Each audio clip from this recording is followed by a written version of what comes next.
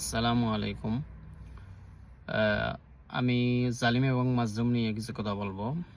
আমরা জানি যে জালিম হচ্ছে যারা অন্য লোকদের উপর জুলুম, নির্যাতন, অত্যাচার করে, অন্য লোকদের টাকা পয়সা অন্যায়ভাবে ভক্ষণ করে, তারা হচ্ছে জালেম।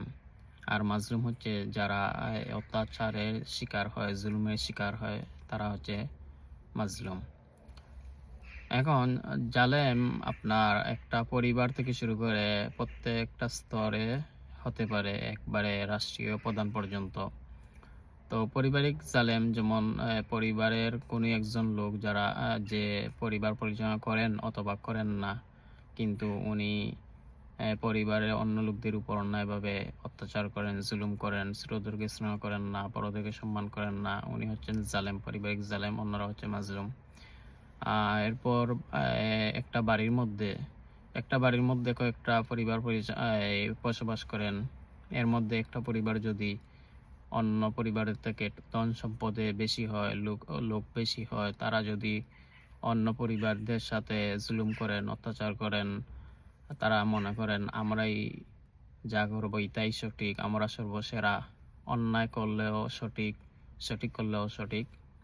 তো এরা হচ্ছে বাড়ির জালেম। এরপর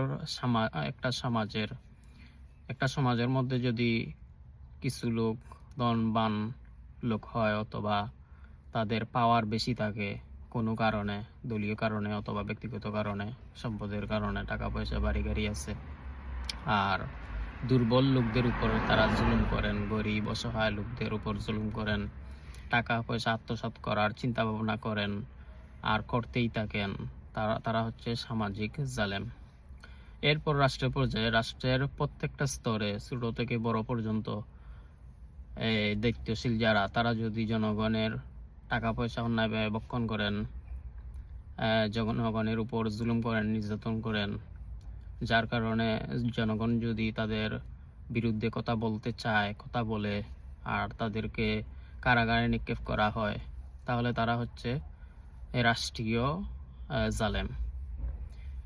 তো আমরা জানি যে পৃথিবীর মধ্যে সবচেয়ে বড় বড় যারা জালেম ছিল, যেমন কারুন, নমরুদ, ফেরাউন, আবুল আহাব, উতবা, সাইবা, তারা ধ্বংস হয়ে গেছে, কারণ তারা মানুষদের উপর জুলুম, নির্যাতন, অত্যাচার করত, মানুষের টাকা পয়সা, ছোট যারা দুর্বল ছিল তাদের কাছ থেকে অন্যায়ভাবে ভক্ষণ করত, যার কারণে তারা ধ্বংস হয়ে গেছে, কারণ মাজলুমরা তাদের উপর বদদুয়া করেছিল। তো মাজলুম যখন জালিমের উপর